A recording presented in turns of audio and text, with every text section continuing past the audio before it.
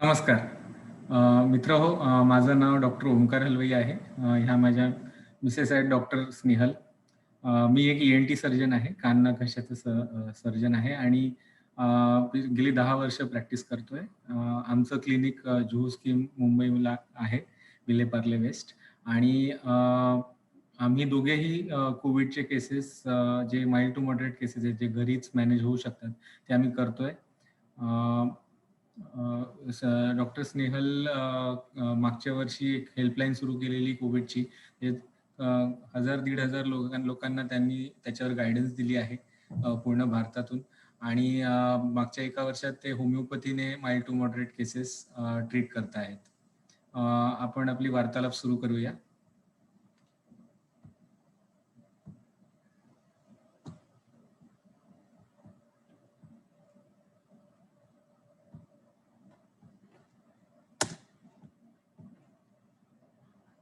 तर नक्की कोविड-19 काय आहे? तर कोविड-19 हे आजाराचं नाव आहे आणि ते एक व्हायरल डिझीज आहे आणि व्हायरसचं नाव आहे SARS-CoV-2.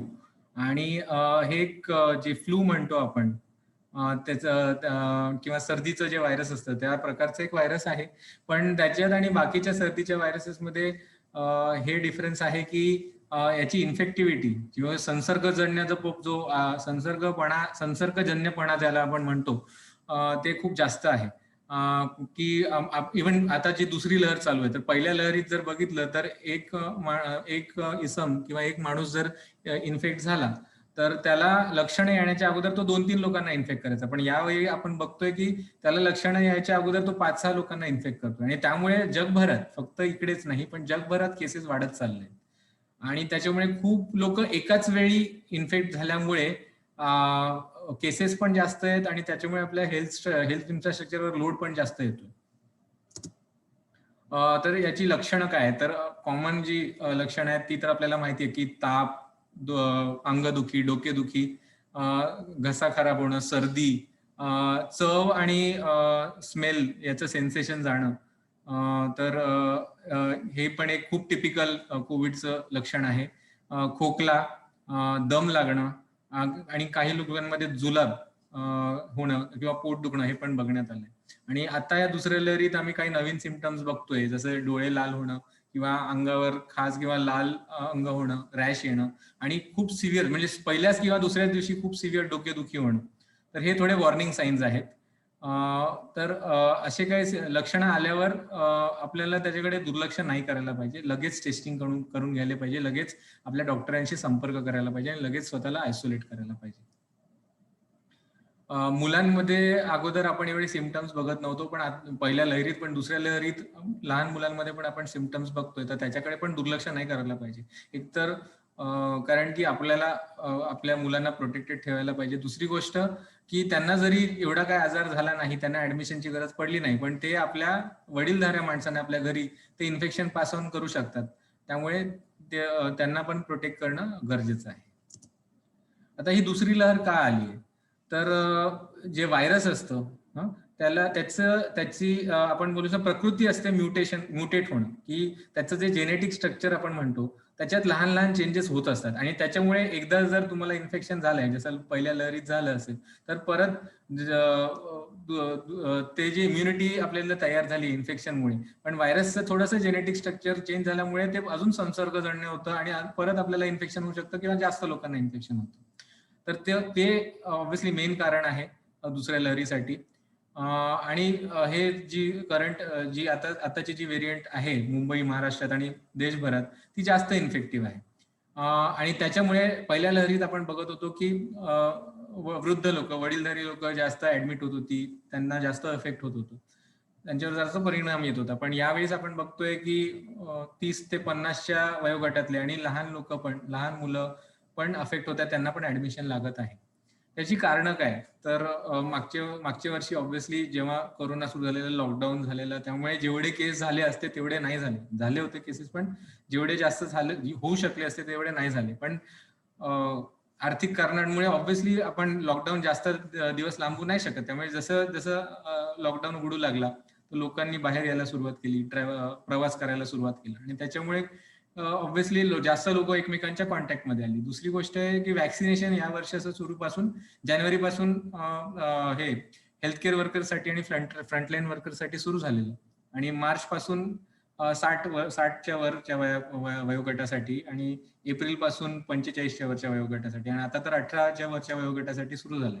पण लोकांनी काय केलं की पहिला डोस वॅक्सिनचा घेतला आणि त्यांना वाटलं की आपल्याला तर इन्फेक्शन होऊ नाही शकत, जास्त आपलं कोरोना होऊ नये, त्यामुळे मास्क जे घालणं, डिस्टन्सिंग मेंटेन करणं, जास्त लोकांना भेटायची आपली फ्रिक्वेन्सी वाढली, त्याच्यामुळे ऑब्व्हियसली इन्फेक्शन परत वाढलं. ऑब्व्हियसली परत सगळं खुलल्यामुळे लोकांनी हे फेरफटक्यांसाठी गेले, व्हॅकेशनसाठी गेले, ट्रिपसाठी गेले, त्याच्यामध्ये पण इंटरॅक्शन वाढलं. आणि प्लस त्याच्याबरोबर हे सगळं वाढल्याबरोबर लोकांनी मास्क नीट नाही घातलं आणि डिस्टन्सिंग नाही मेंटेन केली, हात नीट वॉश नाही केले, हात नीट धुतले नाही, त्याच्यामुळे हे दुसरी लहर जास्त या पद्धतीने आपल्याला दिसत आहे. तर इन्फेक्शन नाही व्हायला पाहिजे त्याच्यासाठी आपण काय करायला पाहिजे, तर आम्ही जे आपलं युद्ध चालू आहे कोरोना विरुद्ध, त्याच्यात सर्वात महत्वपूर्ण जे हतियार आहे आपल्या हातात ते आहे मास्क. आणि या दुसऱ्या लहरीत तर एक नाही 2 मास्क घालायला पाहिजे, कारण की हे जास्त इन्फेक्टिव्ह स्ट्रेन आहे. आणि त्यामुळे कुठले 2 मास्क घालायला पाहिजे, तर आम्ही बोलतो डबल मास्किंग, डबल मास्किंग आणि डबल मास्किंग. जर तुम्ही मला टॉप 3 गोष्टी सांगणार की कोरोना व्हायला काय उपाय आहेत, तर हे टॉप 3 हेच आहेत: double masking, double masking, double masking. ठीक आहे. तर कुठल्या मास्क घालायला पाहिजे, तर एक N95 मास्क आणि एक साधा तुमचा कपड्याचा किंवा जो सर्जिकल मास्क आहे तो 3 प्लाय तो घालू शकता तुम्ही. तर तो कसा घालायचा, तर सर्वात पहिले हात धुवायचे किंवा सॅनिटाईज करायचे. मग त्याची जी खालची पट्टी आहे ती कानाखाली आणि वरची पट्टी कानाच्या वर. ओके. आणि मग मागून त्याला टाईट करायला पाहिजे असं. आणि म्हणजे त्याचं नोज क्लिप आहे त्याला दाबायला पाहिजे. आणि जी मास्क आहे ते तुमच्या नाकाच्या रूट पासून हनवटीच्या खालीपर्यंत पूर्ण हे चेहऱ्याचा पोर्शन झाकलेला असायला पाहिजे. आणि त्याच्यावर तुम्ही मग दुसरा मास्क घालू शकता, तो कपड्याचा असू शकतो किंवा हे 3 प्लाय असू शकतो. आणि हे आता कसं वापरायचं, आणि आता तुम्हाला जर काढायचं तर काय करायचं, परत हात धुवायचे आणि मग आधी पहिला मास्क काढायचा आणि कधी मास्कला पुढून साईडने नाही हात, कधी त्या पट्ट्यांना हात लावायचं, कधी मास्कला नाही हात लावायचं, नाहीतर मास्क खराब होतो. आता अशा प्रकारे ना तुम्ही 4 सेट घ्यायला, मी डॉक्टर्स 1 वर्षापासून हेच फॉलो करतोय, तेच आम्ही तुम्हाला सजेस्ट करतो की असे 2-2 मास्कचे 4 सेट बनवायला पाहिजे आणि 4 पेपर बॅग किंवा 4 झिपलॉक बॅग जे असतात तसे बनवायला पाहिजे आणि त्याच्यावर नंबर टाकायचे 1, 2, 3 आणि 4. ओके. आणि समजा ऑब्व्हियसली आपण काम तर नाही बंद करू शकत, आपल्याला कामासाठी तर बाहेर जावं लागतं. तर जेव्हा पण आपण घराच्या, समजा मंडेचा दिवस आहे, तर तुम्ही पहिल्या सेटमधनं, पहिल्या बॅगमधनं पहिला सेट काढा, घाला. तुम्ही कामावर जा, कामावर तुम्हाला जेवायचं जेव्हा पण असेल तेव्हा तुम्ही हात धुवून परत दोन्ही मास्क काढा, त्या बॅगमध्ये ठेवा. परत जेवल्यावर तुम्ही मास्क घालू शकता आणि घरी गेल्यावर परत त्या 1 नंबर बॅगमध्ये ठेवून द्या. दुसऱ्या दिवशी 2 नंबर बॅगमधनं ते दोन्ही मास्क वापरायचे. तिसऱ्या दिवशी 3 नंबर, चौथ्या दिवशी 4 नंबर. आता जेव्हा पण आपण 5व्या दिवशी काय करायचं, 5व्या दिवशी परत 1 नंबर बॅगचं तुम्ही सेट वापरू शकता. असे तुम्ही 4 ते 5 सायकलसाठी हे तुम्ही 4 मास्कचा सेट वापरू शकता. तर 20 ते 25 दिवस वापरू शकता. तर महिनाभर असा 4चा सेट चालू शकतो आणि हे खूप कॉस्ट इफेक्टिव्ह आहे. कारण की एक N95 मास्क 30 ते 50 रुपयाच्या मध्ये येतो आणि एक 3 प्लाय जो सर्जिकल मास्क आहे तो येतो 3 रुपयाला. अच्छा, पुढे जायच्या अगोदर मी एवढं सांगणार की हे N95 आणि हे सर्जिकल मास्क हे बिलकुल धुवायला नाही पाहिजे. हे धुतले की हे बेकार होतात, यांचं काही अर्थ राहत नाही, यूज नाही राहत. ठीक आहे. तुमचा कपड्याचा मास्क तुम्ही धुवू शकता. तर एक जसं मी सांगितलं, तर असे तर तुम्ही 4 सेट बनवले तर 200 ते 250 रुपयाचा खर्च होईल महिन्याचा.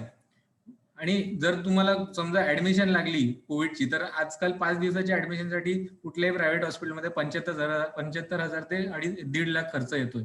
जर तुम्हाला काही कॉम्प्लिकेशन नाही झाली तर, आयसीयू जर लागलं तर ती गोष्ट वेगळी.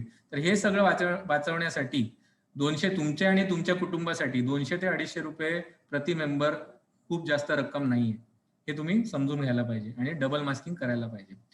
वाल्ववाले मास्क बिलकुल वापरायला नको. त्यांचा काही अर्थ नसतो, कारण की त्याच्यातून व्हायरस आतमध्ये पण शिरू शकतो आणि बाहेर पण येऊ शकतो तुम्ही जर इन्फेक्टेड असाल. 2 वर्षापेक्षा कमी वयोगटातल्या मुलांना मास्क नाही घालायला पाहिजे. आणि ह्या व्यक्तीने बघा बरोबर कसा मास्क घातलेला आहे, कानाच्या वर एक पट्टी, खाली एक पट्टी, नाक पूर्ण कवर्ड आहे, हनवटीच्या खालचा पोर्शन पूर्ण कवर्ड आहे, 2 मास्क घातलेले आहेत. आणि या व्यक्तीने पण बघा नोज क्लिप बरोबर दाबून ठेवलेली आहे. याच्यासोबत ऑब्व्हियसली आपल्याला मास्क घालायच्या अगोदर आणि मास्क काढायच्या अगोदर हात धुवायला पाहिजे साबणाने किंवा सॅनिटायझरने. चेहऱ्याला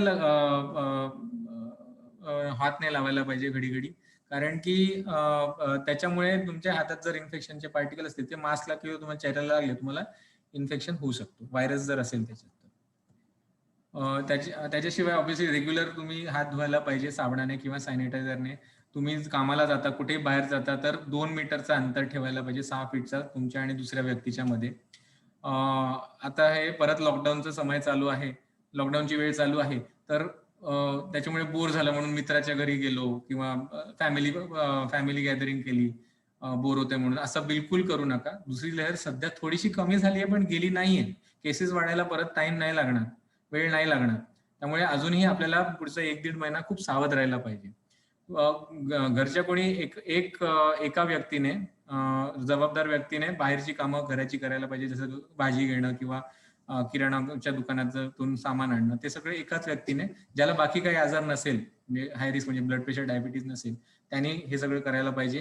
लहान मुलांना आम्ही बोलतोय पुढचे 3-4 आठवडे प्लीज घराबाहेर पण खेळायला जाऊ देऊ नका आणि मित्राच्या घरी पण पाठवू नका, कारण की आम्ही बघतोय की हे जे आहे लहान मुलांना पण इन्फेक्शन होत आहे, तर त्यांना आपल्याला वाचवायचंय, प्रोटेक्ट करायचंय. पण त्यांना जर इन्फेक्शन झालं तर घरी येऊन ते परत आपल्याला आणि आपल्या घरच्या वडीलधाऱ्यांना, वृद्ध लोकांना इन्फेक्शन देऊ शकतात.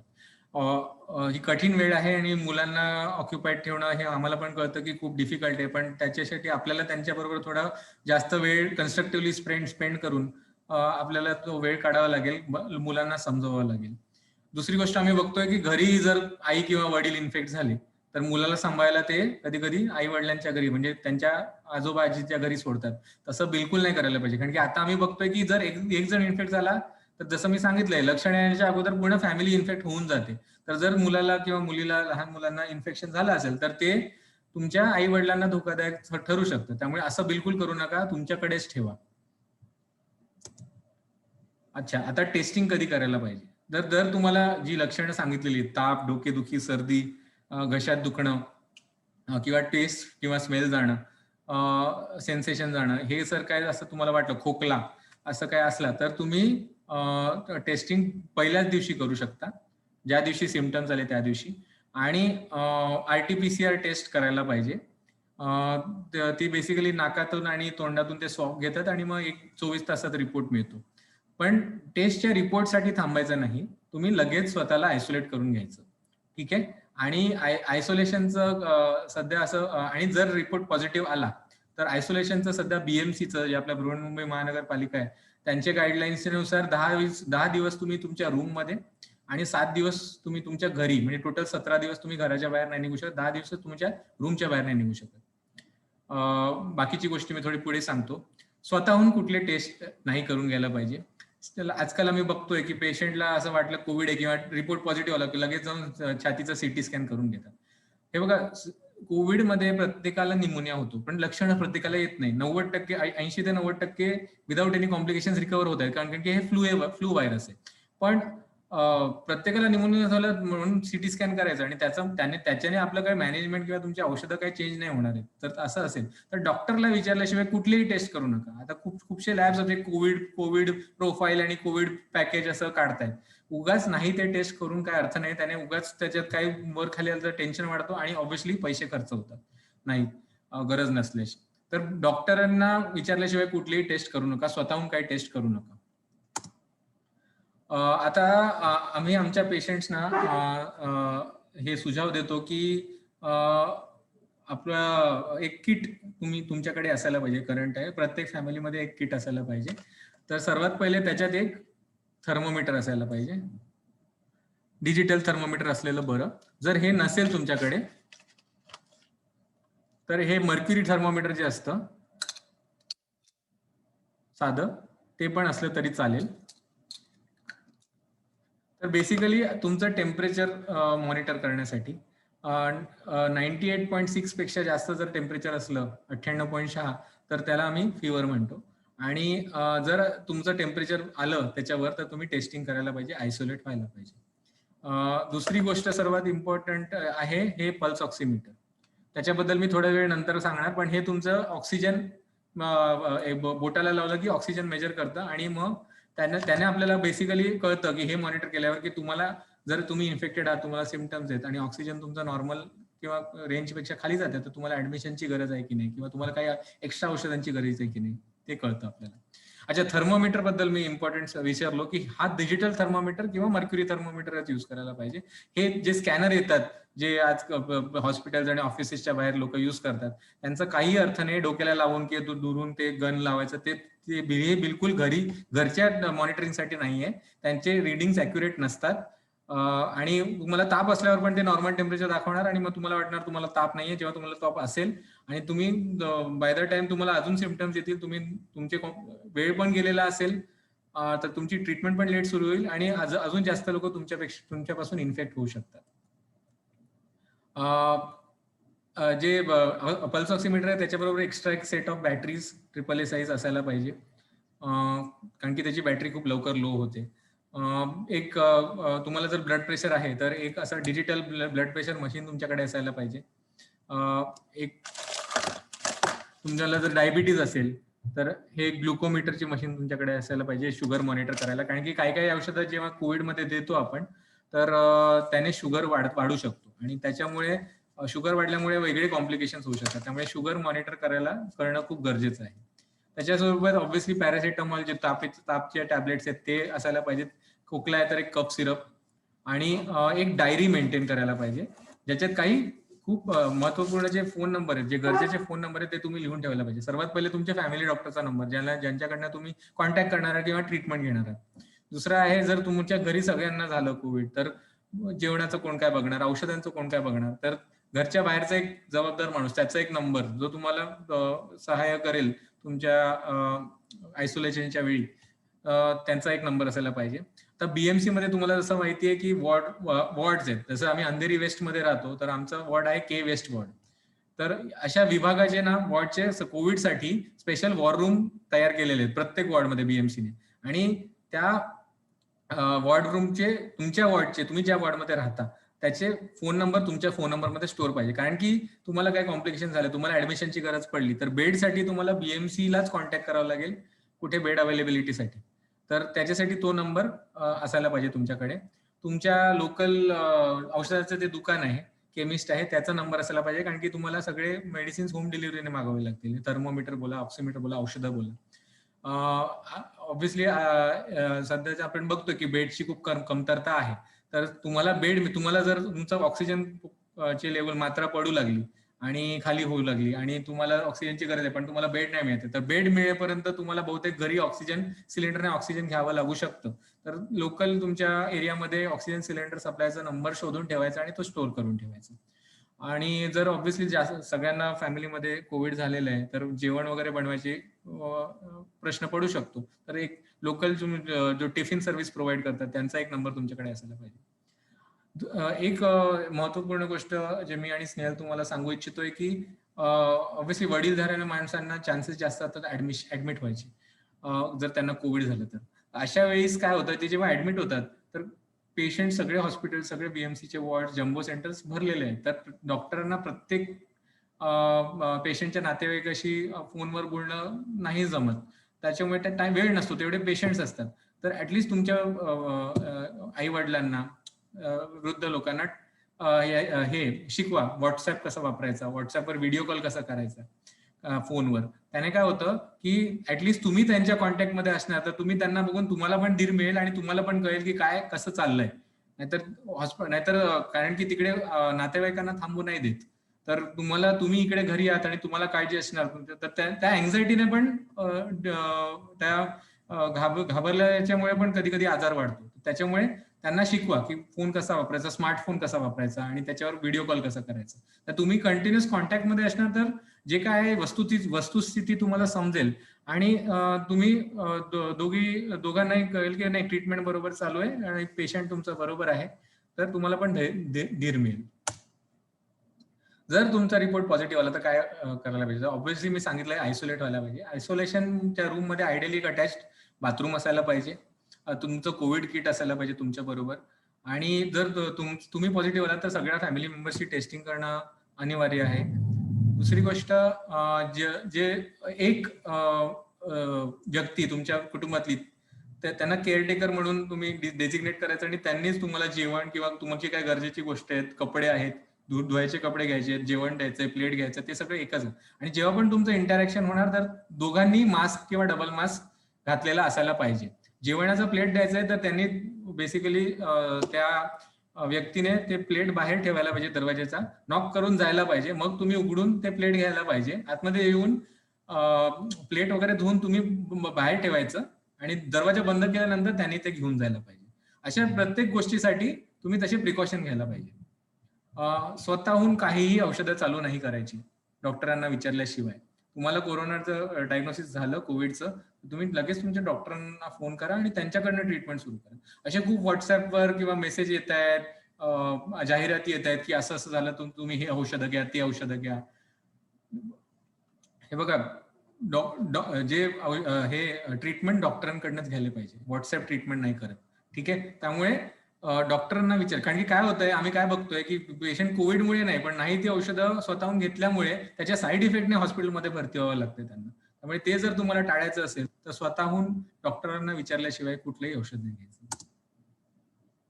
तर पल्स ऑक्सिमेट्रीमध्ये बेसिकली पल्स ऑक्सिमीटर मी तुम्हाला दाखवतो कसं काम करतं. तर हे तुमच्या बेसिकली बोटाला लावायला पाहिजे असं, आणि थोड्या वेळात ते तुम्हाला 2 व्हॅल्यूज दाखवणार. हे बघा, हे जे आहे हे माझं ऑक्सिजन आहे, SpO2 पर्सेंटेज जे दाखवते ते माझ्या ब्लडमध्ये किंवा रक्तामध्ये ऑक्सिजनची मात्रा किती आहे ते दाखवते. आणि हे दुसरी जी आहे ती माझी हृदयाच्या ठोक्यांची गती किती आहे ते दाखवते. तर ते माझी 83 आहे आणि माझा ऑक्सिजन सध्या 100 आहे. ठीक आहे, 100% आहे. तर हे खूप इम्पॉर्टंट आहे तुम्हाला कंटिन्युअस मॉनिटरिंगसाठी. कारण की 95च्या खाली तुमचं ऑक्सिजन जर गेलं तर तुम्हाला ऍडमिशनची किंवा ऑक्सिजनची गरज पडू शकते. त्यामुळे हे रेग्युलरली मॉनिटर करणं गरजेचं आहे. हे जेव्हा वापरता तेव्हा तुमच्या हाताला, एस्पेशली बायकांच्या हाताला नेल पेंट नसायला पाहिजे, कारण की त्याच्यामुळे रिडिंग्स बरोबर येत नाही. त्याचे बॅटरीजचं लेवल तुम्ही नीट चेक करायला पाहिजे. कधी कधी ते चुकीचे किंवा लो व्हॅल्यूज दाखवतो किंवा व्हॅल्यूज नीट दाखवत नाही, तेव्हा तुम्ही बॅटरी चेंज करा. त्यामुळे एक एक्स्ट्रा सेट ऑफ बॅटरीज असायला पाहिजे. आयडियली प्रत्येक मेंबर हे आणि थर्मोमीटर वेगवेगळ्या, म्हणजे प्रत्येकाचं पर्सनल असायला पाहिजे की हे एकाने दुसऱ्याचं. कारण की जर दुसरा समजा इन्फेक्टेड नसेल तुमच्या कुटुंबातला व्यक्ती, त्याला इन्फेक्शन होऊ शकतं सेम गोष्ट वापरल्यावर. त्यामुळे थर्मोमीटर आणि ऑक्सिजन प्रत्येकाचं एक एक असायला पाहिजे.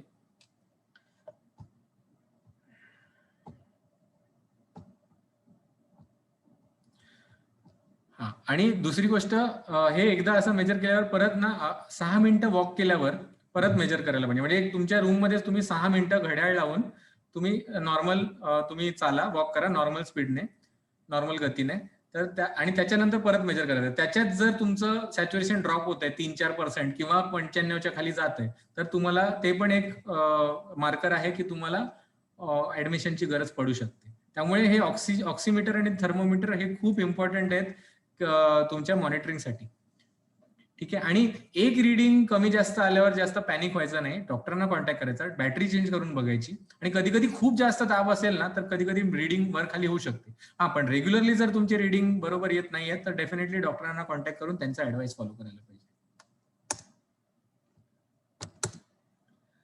आता जे आम्ही बघतोय की कोविडमध्ये ज्यांना ऑलरेडी काही आजार आहेत, जसं डायबिटीज आहे, ब्लड प्रेशर आहे, कॅन्सर आहे, बायपास झालेले आहेत, त्यांना कॉम्प्लिकेशनचे चान्सेस जास्त असतात आणि त्यांना आम्ही हाय रिस्क पेशंट्स असे म्हणतो. तसे कोण असतात? ज्यांना ब्लड प्रेशर आहे, डायबिटीज आहे, ज्यांचं वजन 100 किलोपेक्षा जास्त आहे, ज्यांना हृदयाचे किंवा लिव्हरचे किंवा किडनीचे क्रोनिक आजार आहेत, काही कॅन्सरचे पेशंट, जे किमोथेरपीवर आहेत किंवा ज्यांचं लंग ट्रान्सप्लांट किंवा किडनी ट्रान्सप्लांट झालेलं आहे तसे. आणि काही काही लोकांना असा काही आजार असतो ज्याच्यामुळे त्यांना स्टेरॉइड्स किंवा इम्युनोसप्रेशन ड्रग्स त्याच्यामुळे त्यांची घ्यावी लागतात, औषधं घ्यावी लागतात आणि त्याच्यामुळे त्यांची बॉडीची इम्युनिटी कमी असते. तर ते लोकांनी काय करायला पाहिजे कोविड ह्याच्या पण अगोदर? तर बेसिकली तुमच्या रेग्युलर ट्रीटिंग डॉक्टरांकडनं कन्सल्टेशन, व्हिडिओ किंवा फिजिकल जसं जमतंय, कन्सल्टेशन करून तुमचे जे पॅरामीटर्स आहेत किंवा ब्लड प्रेशर बोला, शुगर बोला, क्रिएटिनिन बोला, हे सगळे कंट्रोलमध्ये आणायला पाहिजे. कारण की जर आम्ही बघितलेलं आहे की जर तुमचे पॅरामीटर्स कंट्रोलमध्ये असतील आणि तुम्हाला कोविड झाला तर तुम्हाला कॉम्प्लिकेशनचे चान्सेस खूप कमी होतात. आणि जर ते ऑलरेडी कंट्रोलमध्ये नसेल तर ते अजून वाढणार कोविडमुळे आणि मग तुम्हाला मॅनेज करणं तुमचं ते कंट्रोलमध्ये आणणं खूप कठीण जातं डॉक्टरांना. त्यामुळे तुम्हाला बाकी काही आजार असेल तर त्याचे पॅरामीटर्स तो कंट्रोलमध्ये, त्याची औषधं नीट घ्यायला पाहिजे, डॉक्टरांना विचारून त्याचे डोसेज ऍडजस्ट करायला पाहिजेत आणि त्याच्याकडे लक्ष द्यायला पाहिजे. आता लसीकरण बद्दल जर बोललो आपण, वॅक्सिनेशन, तर सध्या आपल्या देशात 2 वॅक्सिन अवेलेबल आहेत, कोविशिल्ड आणि कोवॅक्सिन. कोविशिल्ड चे आता कालच हे सरकारने डिरेक्शन दिले की आता त्याचा इंटरव्हल 2 डोसच्या मधचा 12 आठवडे किंवा 3 महिने केलेला आहे. कोवॅक्सिनचा अजूनही 4 आठवडे आहे. कुठली वॅक्सिन घ्यायची असा प्रश्न खूप लोक विचारतात आम्हाला. तर जी मिळते ती घ्या, दोन्ही वॅक्सिन सेफ आहेत. आणि जर तुम्हाला चॉईस मिळत असेल तर आम्ही बोलतो कोविशिल्ड घ्या, कारण की त्याच्या डेटा म्हणजे जास्त नंबर ऑफ पेशंट्सवर त्यांचे ट्रायल्स झाले, तेवढंच कारण. बाकी दोन्ही वॅक्सिन सेफ आहेत. आणि डॉक्टर म्हणजे तुम्हाला जर भीती वाटत असेल वॅक्सिन घ्यायची तर तुमच्या डॉक्टरांशी बोला, पण वॅक्सिन घेण्यात असं काही नुकसान नाहीये तुम्हाला. ऑब्व्हियसली 1-2 दिवस ताप वगैरे येऊ शकतो, थोडे अंगदुखी होऊ शकते, पण ते कुठल्याही वॅक्सिनने होते. पण त्याच्यामुळे वॅक्सिन नाही घ्यायचं हे असं टाळू, कारण की जास्तीत जास्त जर आपण आपली जी पॉप्युलेशन आपण जे म्हणतो आपलं जे आहे त्याचे 70% जर वॅक्सिनेट झाले तर आपल्याला कोरोनावरनं पूर्ण म्हणजे त्याला आम्ही हर्ड इम्युनिटी म्हणतो ती मिळणार आपल्या सगळ्यांना. त्यामुळे जास्तीत जास्त लोकांनी वॅक्सिन घ्यायला पाहिजे. जर तुम्हाला पहिल्या डोस नंतर कोविड इन्फेक्शन होत आहे, तुम्हाला इन्फेक्शन होतोय कोरोनाचा, तर दुसरा डोस सरकारने गाईडलाईन्स दिलेत की दुसरा डोस इन्फेक्शन झाल्याच्या 90 दिवस किंवा 3 महिने नंतर घ्यायला पाहिजे. वॅक्सिन नाही घ्यायला असं काही कारण नाहीये, कॉन्ट्राइंडिकेशन नाहीये, पण तुम्हाला समजा अगोदर लहानपणी किंवा अगोदर कधी कुठला वॅक्सिन घेतलेलं आहे ज्याच्यामुळे तुम्हाला काही रिएक्शन आलंय तर तुमच्या डॉक्टरांना विचारल्याशिवाय वॅक्सिन घेऊ नका. आणि काही रक्त पातळ करणारे औषध असतात का, एस्पेशली ज्यांना हार्ट अटॅक येऊन गेलाय, एन्जिओप्लास्टी झाली, बायपास झालाय त्या पेशंट्सना, तर काही त्यांचे डोसेज ऍडजस्ट करावे लागतात किंवा काही ब्लड टेस्ट करावे लागतात मॉनिटर करायला. ते करून तुमच्या डॉक्टरांचा ऍडवाइस घेऊन मग तुम्ही वॅक्सिन घ्या. हे प्रिकॉशन्स घ्यायला पाहिजे, पण वॅक्सिन जनरली सगळे घेऊ शकतात जे पण एलिजिबल आहेत. आता आम्ही काय बघतोय या दुसऱ्या लहरीत की लोक जात आहेत वॅक्सिनेशन सेंटरला आणि व्हायरस घेऊन परत येत आहेत. का? कारण की ते तिकडे गर्दी असल्यामुळे ते लोक डिस्टन्सिंग मेंटेन नाही करत आणि प्रिकॉशन्स नाही घेतात आणि त्यामुळे इन्फेक्ट होऊन येतात. तर त्याच्यासाठी काय करायला पाहिजे, पहिले तर ऑब्व्हियसली डबल मास्क घालायला पाहिजे आणि ते मास्क काहीही झालं तर खाली नाही करायचं, त्याला हात पण नाही लावायचा. दुसरी गोष्ट, एक हँड सॅनिटायझरचं बॉटल स्वतःकडे ठेवायचं आणि थोड्या थोड्या वेळात तुमचे हात सॅनिटाईज करत राहायचे. दुसऱ्या लोकांपासून दूर उभं राहायचं.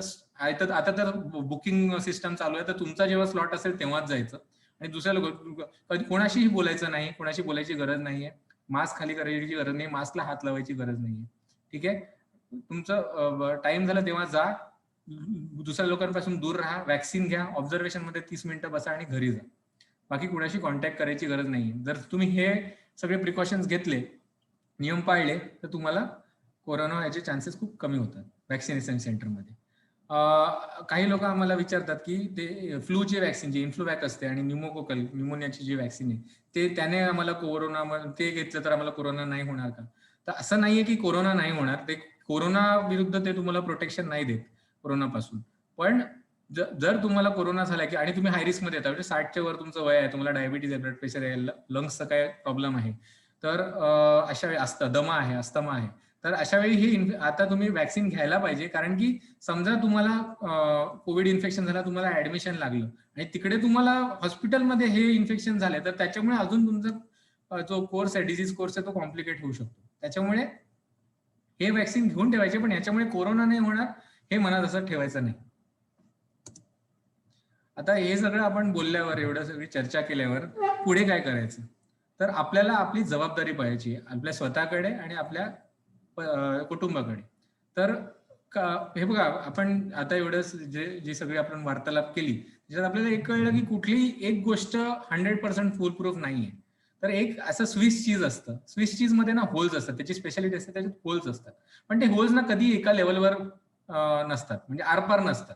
तुम्ही त्याचा एक क्यूब घेतला किंवा एक पोर्शन घेतला तर असे आरपार नसतात, ते वेगवेगळ्या लेवल, आणि तुम्ही त्यांचे स्लाइसेस केले तर हे असं चित्र दिसतो आपल्याला. तर तसंच एक एक जे उपाय आहे जे आपण कोरोना विरुद्ध वापरू शकतो किंवा आपल्याकडे जे पण हत्यार आहेत, तर त्यांचे पण जे कुठली 100% नसलं तरी त्यांचे जर आपण जास्तीत जास्त उपाय आपण केले तर आपल्याला इन्फेक्शन होण्याचे चान्सेस खूप कमी होतात. तर त्याच्यात काय काय येतं? मास्क घालणं, डबल मास्क घालणं, डिस्टन्स मेंटेन करणं, अंतर मेंटेन करणं तुमच्या आणि दुसऱ्या व्यक्तीच्या मध्ये, तुम्ही कामाला जाताय बाहेर जाताय त्याच्यात रेग्युलर तुम्ही हात धुवायला पाहिजे सॅनिटायझरने किंवा साबणाने. जर तुम्हाला इन्फेक्शन आलं तर लगेच, तुम्हाला काही लक्षणं आली तर लगेच टेस्टिंग करणं, स्वतःला आयसोलेट करणं, आणि गर्दीच्या ठिकाणी नाही जाणं, गर्दी नाही करणं, हे तुम्ही करू शकता. आणि काही ऑब्व्हियसली सरकारचे पण रिस्पॉन्सिबिलिटी असतात जे ते करतायत, की वॅक्सिन जास्तीत जास्त लोकांना भेटायला पाहिजे, त्यांचे हॉस्पिटल आणि बाकीच्या याचे सुविधा, हेल्थ केअर फॅसिलिटीजच्या सुविधा वाढवायला पाहिजेत, आणि ते करतायत. हे जर ह्याची कॉन्टॅक्ट ट्रेसिंग करणं, जर इन्फेक्शन झालं तर त्यांच्यामुळे अजून कोणाला झालं असेल तर त्यांना कॉन्टॅक्ट ट्रेसिंग करणं, लवकरात लवकर टेस्टचे रिपोर्ट देणं, हे सगळे जर आपण करायला गेलो आणि जास्तीत जास्त उपाय पण केले तर आपल्याला इन्फेक्शन होण्याचे चान्सेस खूप कमी होतात. आणि हे जर आपण सगळे उपाय केले तर डेफिनेटली या युद्धात कोरोना विरुद्ध आपण त्याला हरवू शकू. हम होंगे कामयाब. एवढं बोलून आम्ही नमस्कार करतो. थँक्यू.